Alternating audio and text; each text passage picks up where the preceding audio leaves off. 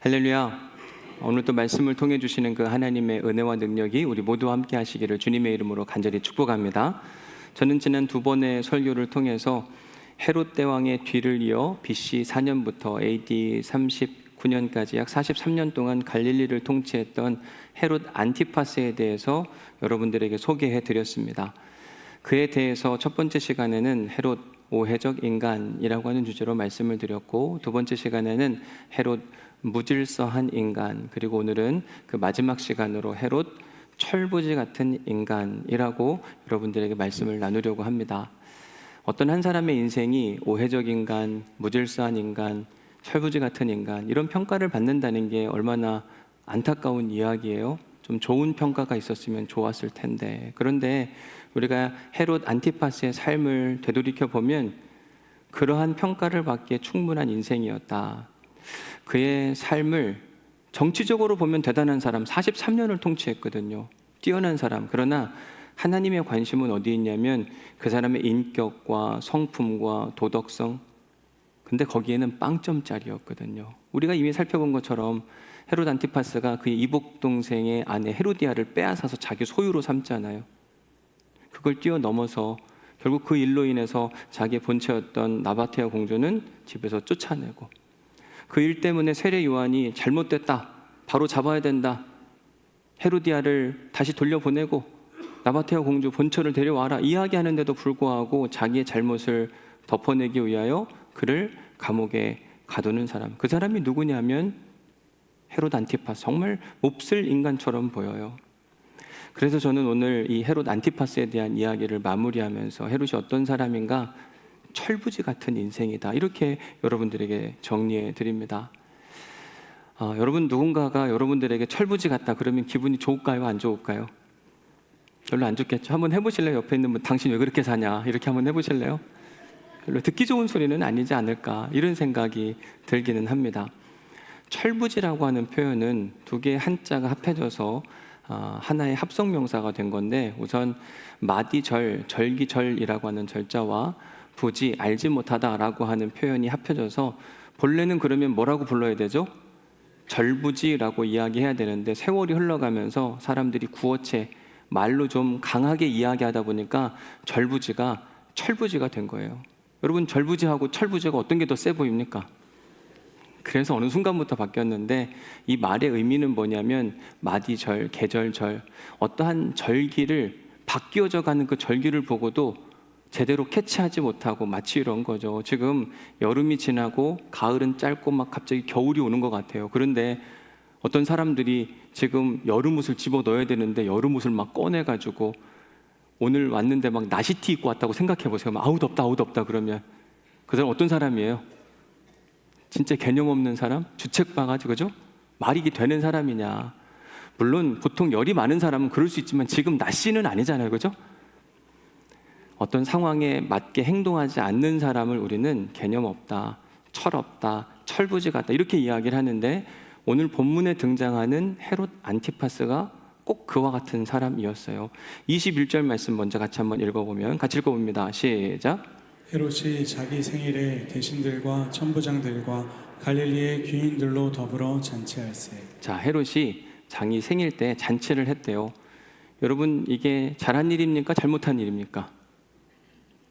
철부지 같은 이야기예요. 내 생일에 내가 사람들을 모아서 밥을 먹고 잔치를 벌였어요. 괜찮은 일입니까? 하면 안 되는 일입니까? 괜찮은 거죠. 이건 뭐 문제가 안 됩니다. 내 생일에 사람들 모아서 밥 먹었다는데 뭐가 문제가 되겠어요? 문제는 22절입니다. 같이 한번 읽어볼게요. 시작.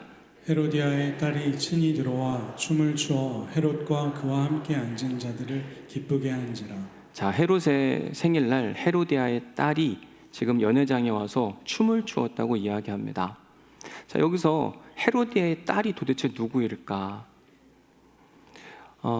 헤롯 집안의 가계도를 보면 우리가 이전에 한번 잠깐 살펴봤는데, 헤롯 안티파스와 헤로디아가 결혼을 했는데 그 사이에서는 아이가 없습니다. 그죠? 그러면 헤로디아의 딸이라고 하는 건 누구에서 낳은 딸인가?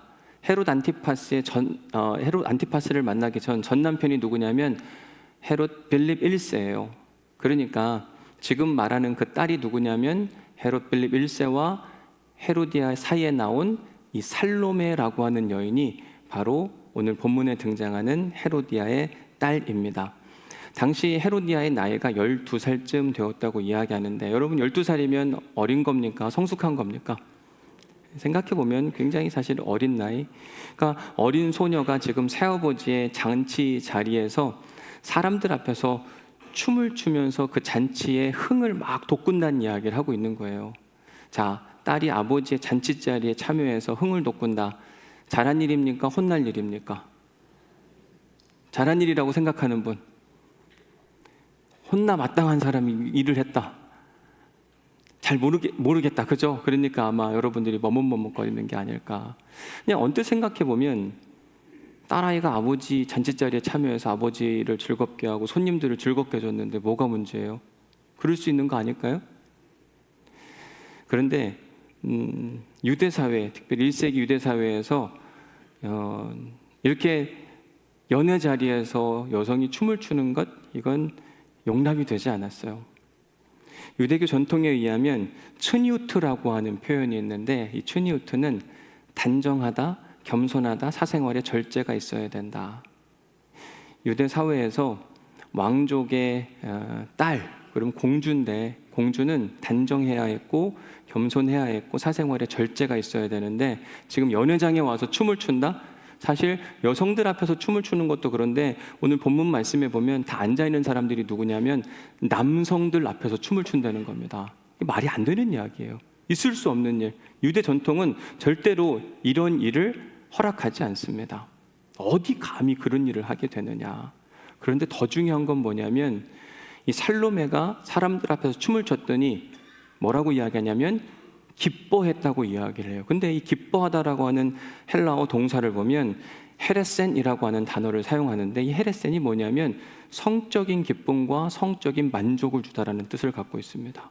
그러니까 지금 살로메가 남성들 앞에서 춤을 추면서 그들의 성적인 기쁨과 만족을 선사했다. 상상해 보세요. 어떻게 춤을 췄을까? 아니, 상상하면 안 될 것 같아요. 예배 시간이니까 상상은 하지 마시고, 아니, 이 말이 되냐고요. 이렇게 한다는 것 자체가.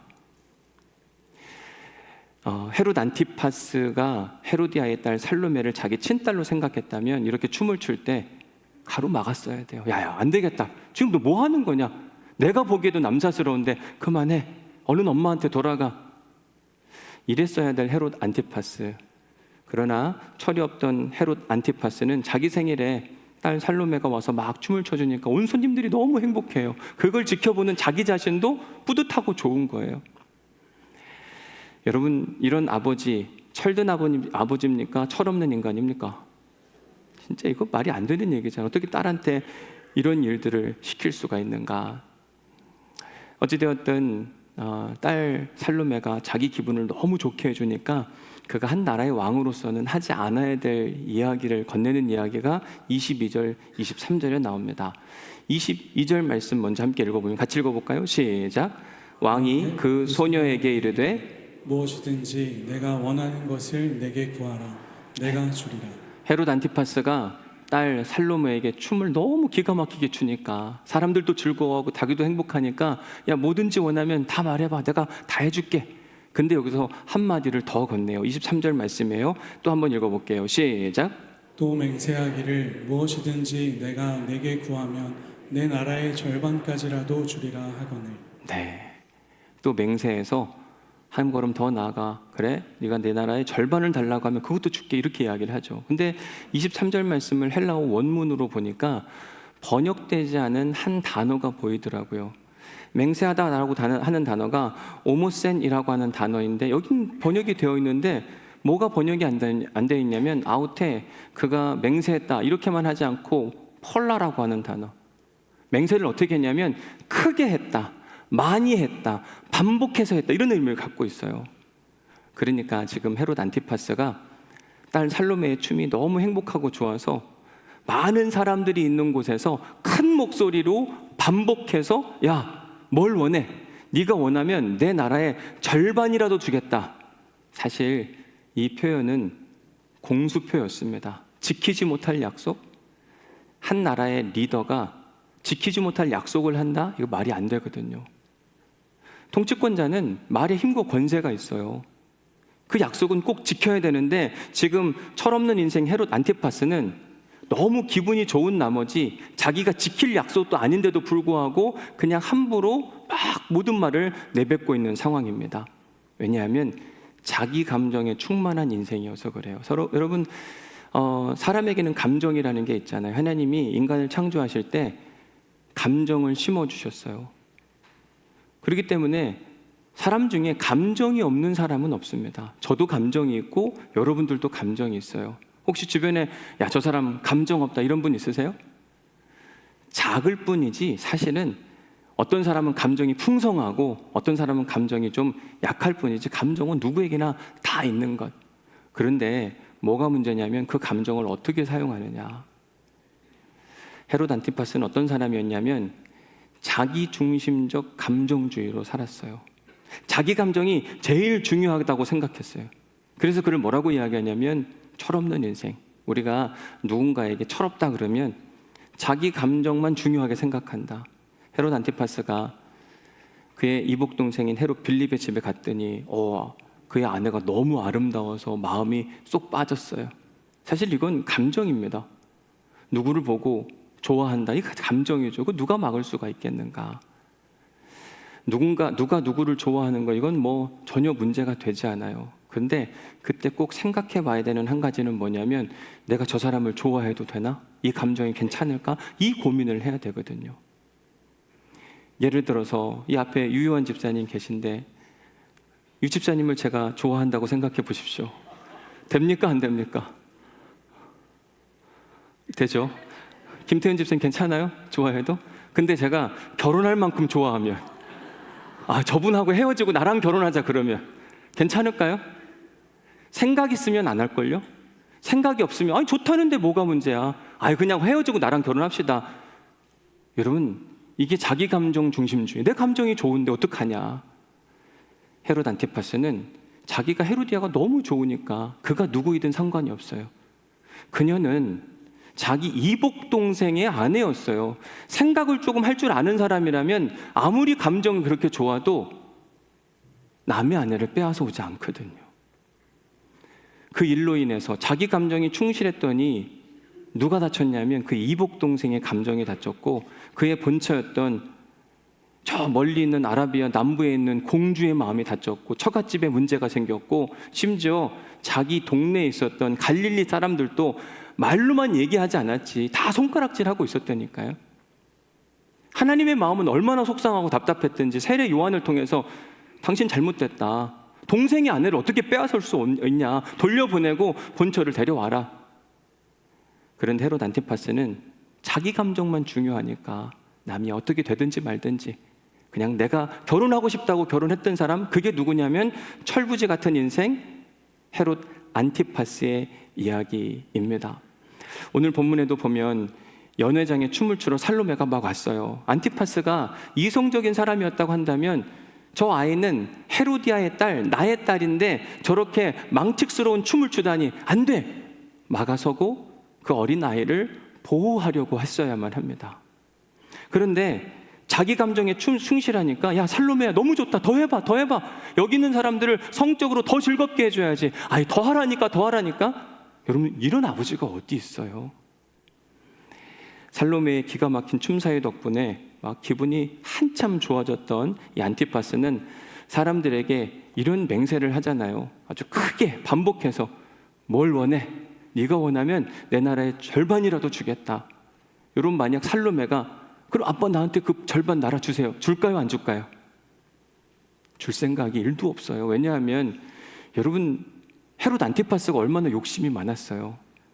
아버지가 갈릴리 일대를 통치하는 분봉왕으로 세웠는데 그게 막 화가 나가지고 로마 황제에게 가서 유대 전체를 다스리는 아버지처럼 대왕의 자리를 달라고 했던 사람이 누구냐면 헤롯 안티파스예요. 그런데 지금 나라의 절반을 줘요? 웃기지도 않는 이야기예요. 그냥 한 이야기입니다. 자기가 너무 기분 좋고 흥분해가지고 그냥 내뱉은 이야기.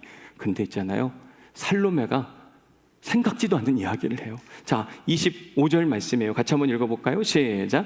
그가 곧 왕에게 급히 들어가 구하여 이르되 세례 요한의 머리를 소반에 얹어 곧 내게 주기를 원하옵나이다 하니.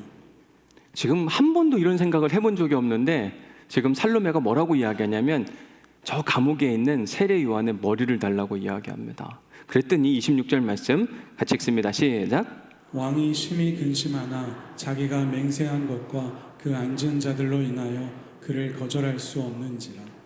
자, 철부지 같은 인생 첫 번째 특징은 뭐였냐면 자기중심적 감정을 가지고 살아간다. 내가 제일 중요한 거예요. 자기만 생각하는 것. 두 번째 특징은 뭐냐면 자기 체면을 중요하게 생각하는 겁니다. 지금 이미 사람들 앞에서 크게 맹세를 했어요. 너희들이 원하면 내가 내 나라의 절반이라도 주겠다. 근데 이건요, 지킬 약속이 아니라 그의 허세와 허풍이었습니다. 나라의 절반을 줄 생각이 1도 없었는데 사람들에게 자기 능력을 과시하고 싶은 과시욕. 내가 이런 사람이야. 내 딸에게 이렇게도 해줄 수 있는 사람이야. 그런데 생각지도 않게 살로메가 아빠 나는 나라의 절반은 그만두고 저 감옥에 있는 세례 요한만 그냥 죽여서 내 앞에 가져오면 좋겠어요. 그랬더니 그의 마음이 심히 근심되었다 이야기하는데 왜 근심이 되었는가? 자기도 알았거든요. 자기 인생이 틀렸고 세례 요한의 말이 100% 옳다. 근데 어떻게 이 옳은 사람을 죽이고 내가 즐거워할 수 있을까? 그러니까 막 골치가 아픈 그런 상황이 발생한 겁니다. 이런 상황 가운데 그가 할 수 있는 일이 무엇일까? 지금 세례 요한을 감옥에 가둔 그 현실, 그건 있잖아요. 헤롯 안티파스가 그렇게 하고 싶어서가 아니라 그의 집에 새로 들어온 헤로디아, 너무 기쁘고 즐거웠는데 어느 날 세례 요한이 찾아와서 이 결혼은 무효라, 얼른 헤로디아를 돌려보내라, 이렇게 이야기하니까 헤로디아가 너무 싫은 거예요. 저놈은 없어졌으면 좋겠다. 여보, 저놈을 좀 죽여줘. 감옥에 가두든지. 그래서 결국은 헤롯 안티파스가 자기의 새 아내 헤로디아 때문에 세례 요한을 지금 가두고 있는 거지, 헤로디아가 아니었으면 이미 자유를 얻었을 사람이 세례 요한이었습니다. 문제는 자기가 사람들 앞에서 당당하게 크게 맹세해가지고 뭐든지 원하면 내가 다 해줄게, 나라의 절반이라도 원하면 그것도 줄게 라고 이야기했는데, 살로메가 생각지도 않게 세례 요한의 머리를 달라 하니 지금 여기서 만약 이 약속을 지키지 않으면 자기는 허세와 허풍쟁이가 되는 겁니다. 그러면 그 자리에 앉았던 사람들은 다 유대 사회의 권력자들인데 내가 저들과 함께 뭔가 관계를 맺고 살아야 되는데 신뢰를 잃을 것 같은 그 안타까운 마음 때문에 그런지 모르겠지만 27절 말씀에 보니까 왕이 헤롯 안티파스가 시병 하나를 보내어서 요한의 머리를 가져오라, 즉 그를 죽여버리라고 이야기를 합니다. 여러분, 헤롯 안티파스가 갈릴리 일대에서는 가장 강한 힘을 갖고 있었지만 사실 아무리 강한 힘을 가진 사람이라 할지라도 그가 지켜야 할 기본적인 법과 절차가 있습니다. 사형을 집행한다? 할 수 있죠. 그런데 법과 질서가 있는 사회에서는 사형을 집행하기 전에 반드시 해야 되는 한 가지가 있다면 재판이에요. 정상적인 재판 과정을 거쳐서 죄가 있는 사람은 사형에 처할 수 있어요. 예수님 이야기를 한번 생각해 보면 예수님이 십자가 처형을 당하실 때 그가 첫 번째로 재판을 받은 곳이 어디냐면 산헤드린 공의회입니다.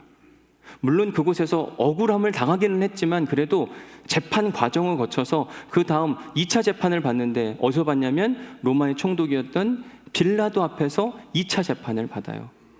빌라도도 예수님에게 사형 언도를 내릴 때 그냥 쉽게 죽여버려라 하지 않습니다.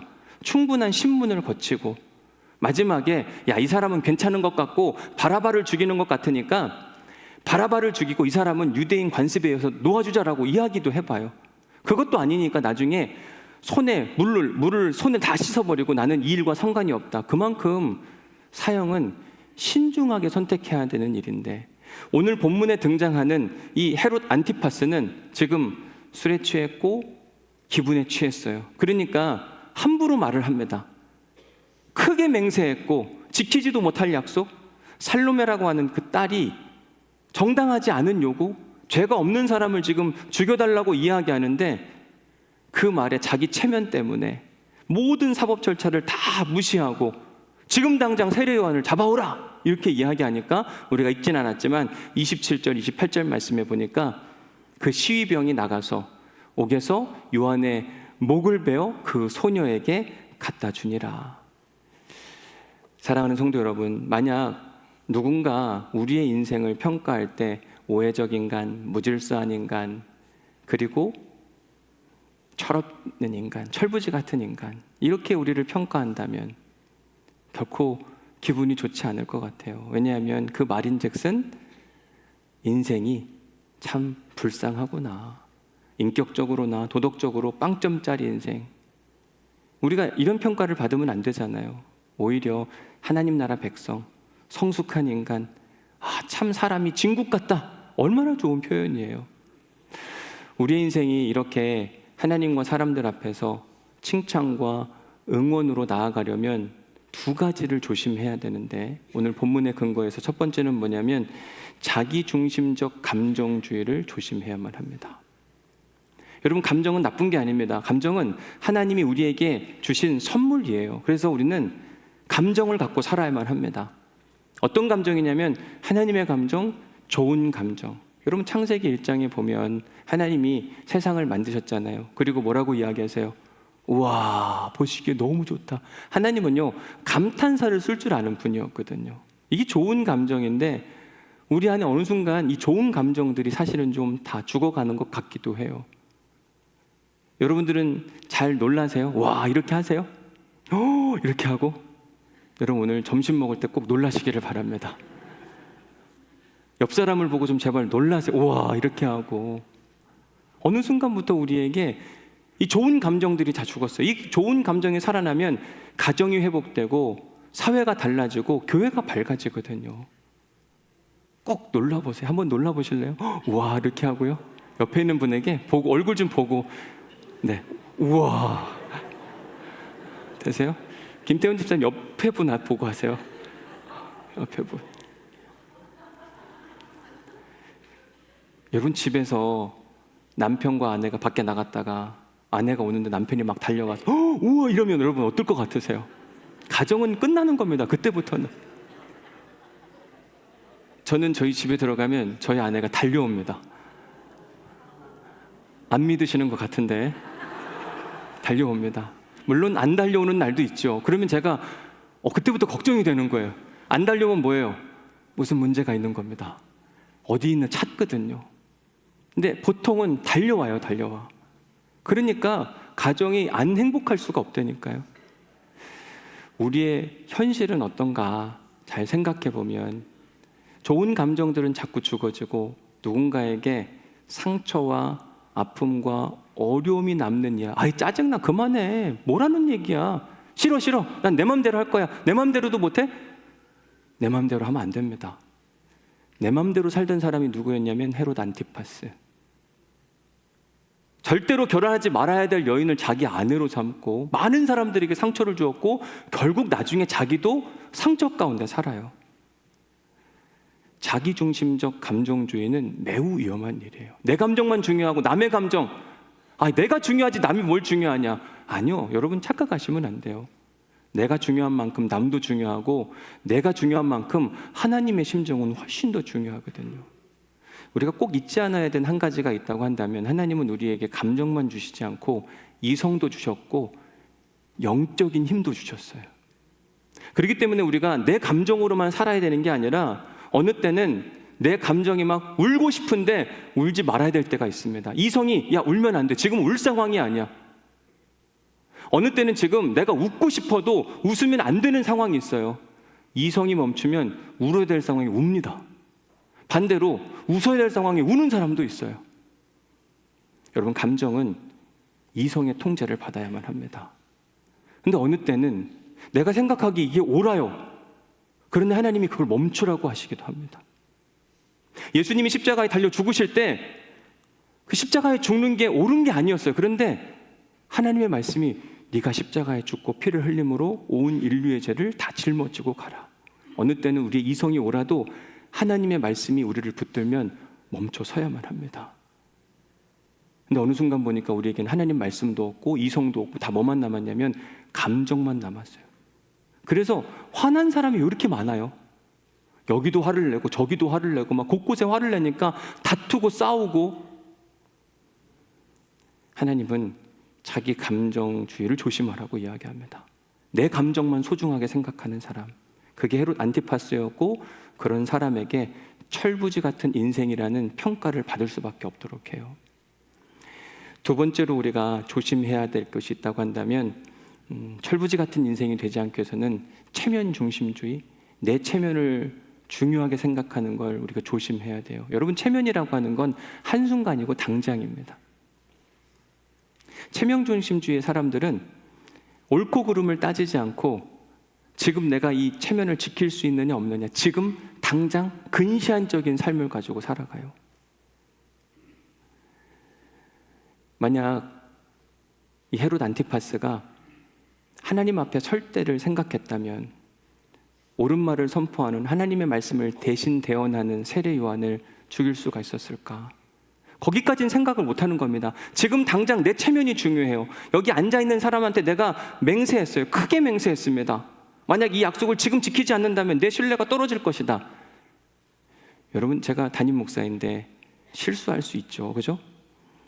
실수할 수 있는데 만약에 제 체면을 지키기 위해서 아닌데 맞다고 이야기하면 여러분 압니까 모릅니까? 다 알아요. 그런데도 제가 안 굽히고 제 편을 만들고 막 싸우려고 하면 제 체면이 섭니까 안 섭니까? 그건 이겨도 지는 겁니다. 그러지 않을까요? 우리가 헤롯 안티파스처럼 살면서 실수도 하고, 실수예요 이거는요. 실언을 한 겁니다. 어느 때는 의도적으로 잘못할 수도 있어요. 근데 그때 내 체면만 생각하면 문제가 더 복잡해져요. 그때 우리가 해야 되는 한마디가 있다고 한다면 미안해, 이건 아닌 것 같아. 그러면 너무 쉽게 해결되는데 체면을 중요하게 생각하는 사람들은 그 말 한마디를 못해서 더 문제를 복잡하게 만들어요. 바라기는 우리에게 체면보다는 미안하다고 말할 수 있는 용기가 있기를 간절히 축복합니다. 그래서 혹여나 오늘 교회 오면서 실수하거나 그런 일들이 있거든 그냥 미안하다고 하세요. 그 한마디면 끝나는데 대신 꼭 부탁드리고 싶은 한 가지는 뭐냐면 뭐가 미안하냐고만 묻지 않으시면 돼요. 가끔 보면 미안하다 그러는데 뭐가 미안해? 다 알고 말하는 거 이렇게 말하는데 결국 그러면 또 싸웁니다. 그냥 속아주면 되죠. 그 얘기를 듣고 싶은 건 내 감정인 거예요. 결국 감정주의로 가면 또 다툼이 일은 안 되니까요. 그러니까 미안하다 그러면 그냥 받아주세요. 에이그 그러면서 우리에게 그 마음의 여유가 없으니까 자꾸 가정이 천국이 아니라 지옥처럼 되는, 계속 부딪히고 싸우고. 이제 오늘 헤롯 안티파스의 이야기를 모두 마치면서 부탁드리고 싶은 한 가지는 뭐냐면 우리가 헤롯과 같이 오해적 인간, 무질서한 인간, 철부지 같은 인간이 되지 않기를 주님의 이름으로 간절히 축복합니다. 왜 우리가 그런 인간이 되면 안 되냐? 여러분, 천국 소망을 갖고 사는 사람들에게 전혀 어울리지 않는 표현이 누군가를 오해한다, 무질서하다, 철부지 같다. 어떻게 천국 가겠어요? 목사님, 천국은 믿음으로 가는데 믿음만 있으면 가는 거 아닙니까? 맞죠. 근데 믿음은 곧 뭐냐면 삶이에요. 오해하는 사람이 무슨 믿음이 있어요? 무질서하게 사는데 무슨 믿음이 있어요? 믿음이 있고 싶은 것뿐인 거죠. 지난주 큐티 본문이었던 스가랴서 1장 말씀에 보니까 4절에 이렇게 이야기를 합니다. 같이 한번 읽어볼까요? 시작. 만군의 여호와께서 이같이 말씀하시기를 너희가 악한 길 악한 행위를 떠나서 돌아오라 하셨다 하나 그들이 듣지 아니하고 내게 귀를 기울이지 아니하였느니라. 하나님께서 이스라엘 백성들을 챙겨주고 싶고 그들에게 은혜를 베풀고 싶은데 그들이 악한 길을 걸어가고 악한 행위를 하고 오해하고 무질서하게 살고 철부지같이 살면서 돌아와 그렇게 살면 안 되라고 이야기하는데 그들이 듣지도 아니하고 귀도 기울이지 아니하더라. 어떻게 천국이 찾아오겠나. 1장 3절 말씀에 보니까 뭐라고 이야기하냐면요, 너희는 내게로 돌아오라. 그리하면 내가 너희에게로 돌아가리라. 여러분, 천국은 하나님이 우리에게 돌아올 때 일어나는 겁니다. 천국의 역사는 하나님과 우리가 등을 지고 지내는 게 아니라 우리가 돌아서고 하나님이 돌아서서 마주치는 거예요. 근데 하나님 뭐라고 이야기하냐면 너희가 내게 돌아오면 나도 너희에게 돌아가리라고 이야기해요. 왜 내 삶이 천국이 아닐까? 여러분, 천국은 오해하는 사람이 아니라 이해하려고 하는 사람들이 모인 곳입니다. 천국은 무질서하게 사는 사람들이 아니라 옳은 것이 무엇인지를 끊임없이 씨름하며 사는 곳이 천국이에요. 천국은 철부지 같은 인생, 자기 감정과 자기 체면에 빠져가지고 자기만 하는 인생이 사는 곳이 아니라 감정보다는 이성, 이성보다는 하나님의 말씀에 더 귀를 기울이는 곳, 그것이 바로 천국 백성이 살아가는 삶인 겁니다. 그러니 우리가 진짜 천국 백성이 되려고 한다면 우리는 이제 오해를 멈춰야만 합니다. 우리는 이제 내가 하고 싶은 대로 에라 모르겠다 그냥 이거 결정하지, 그게 아니라 옳은 길을 선택해야 되고, 내 감정과 내 체면만 중요하게 생각하는 게 아니라 다른 사람의 마음도 헤아리고 심지어 하나님의 마음까지 헤아릴 수 있는 사람이라면 그런 사람에게 하나님이 천국의 은혜를 선물해 주세요. 그래서 오늘 설교를 마치면서 스가랴서 1장 3절, 내게로 돌아오라. 그리하면 내가 너희에게로 돌아가리라. 여러분, 하나님이 돌아오도록 하셔야만 합니다. 하나님은 사실 우리에게 멀리 있는 게 아니라 우리가 돌아오기만을 기다리면서 이미 돌아서 있어요. 이미 우리가 돌아서기만 하면 하나님 만나 주십니다. 우리가 등을 지고 있기 때문에, 우리가 누군가를 여전히 오해하고 있기 때문에, 무질서하게 살고 있기 때문에, 철부지같이 살고 있기 때문에 하나님이 안 보이고 하나님이 경험되지 않을 뿐인 겁니다. 돌아오라. 그래서 오늘 우리가 함께 부르고 싶은 찬양은 뭐냐면 여호와께 돌아오라. 내 백성이 나를 떠나 돌아섰지만 내 사람이 내 백성을 포기 못하나니 내 모든 것 다 내어주고 나 그들을 얻으리라. 여호와께 우리가 돌아가기만 하면 그분은 우리를 두 팔 벌려 맞아주실 것이고 우리가 사는 세상이고 천국이도록 만들어 주실 거거든요. 이 찬양을 통해서 내가 하나님께로 어떻게 무엇이 돌이켜야만 하는지를 잘 묵상해 보시고, 하나님 내가 이걸 돌아가겠습니다. 오해하지 않겠습니다. 하나님 내가 무질서하지 않겠습니다. 하나님 내가 철부지 같은 인생 그만 살겠습니다. 믿음의 결단과 함께 이 찬양을 하나님께 올려드리도록 하겠습니다. 내 백성이.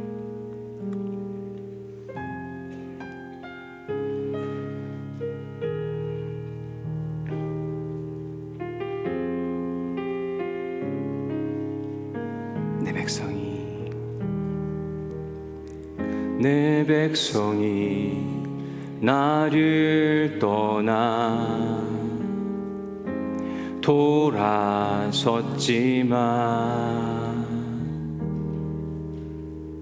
내 사랑이 내 백성을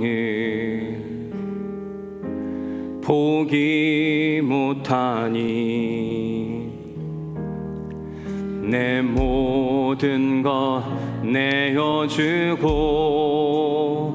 나 그들을 얻으리라.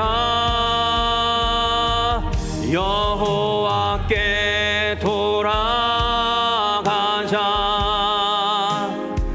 우린 돌아서도 그는 변치 않네. 여호와께 돌아가자. 우린 넘어져도 그 사랑 영원한. 다시 한번 찬양합니다. 내 백성이 나를 떠나 돌아섰지. 내 사랑이 내 백성을 포기하지 못하니 내 사랑이 내 백성을 포기 못하니 내 모든 것 내어주고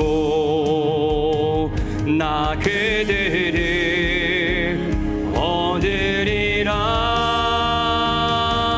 여호와께 돌아가자. 우린 돌아서도 그는 변치 않네.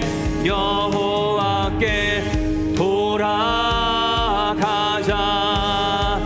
우린 넘어져도 그 사랑은 오래 참고 자신을 내어주네. 사랑은 오래 참고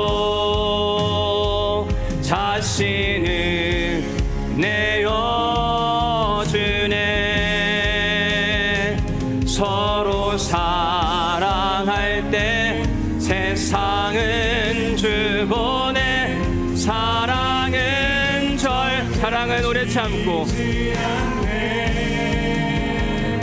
사랑은 오래 참고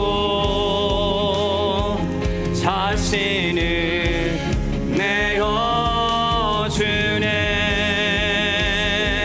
서로 사랑할 때 세상은 주보네. 사랑은 절대 지지 않고 여호와께로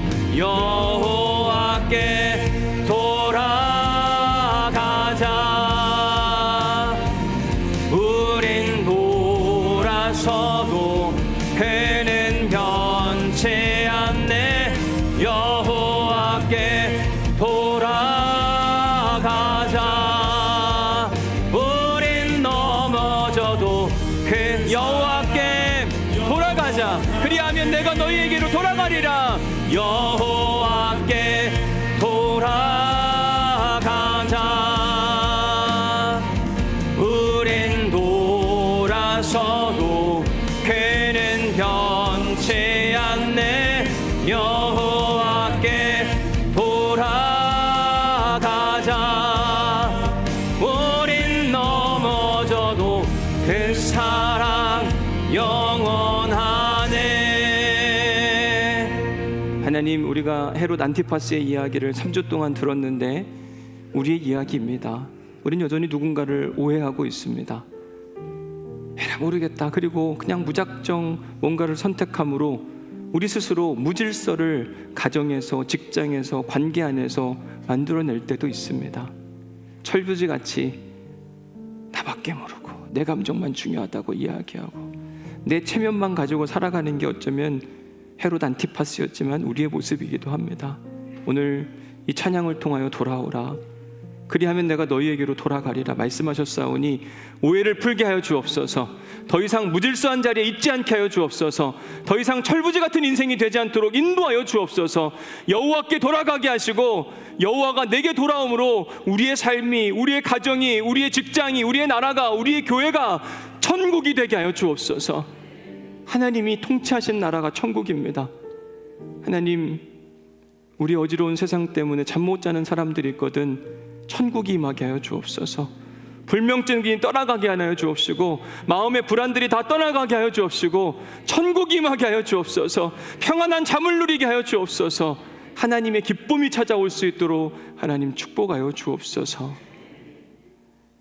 이제는 우리 주 예수 그리스도의 은혜와 아버지 하나님의 극진하신 사랑과 성령님의 감동, 감화, 역사, 교통, 위로 충만하심이 오늘 말씀을 듣고 더 이상 철부지 같은 인생, 오해하는 인생, 무질서한 인생으로 살지 않기로 다짐한 우리 사랑하는 오늘의 모든 성도들 가운데 천국, 하나님 나라가 영원히 함께 하시기를 간절히 축원하옵나이다. 아멘.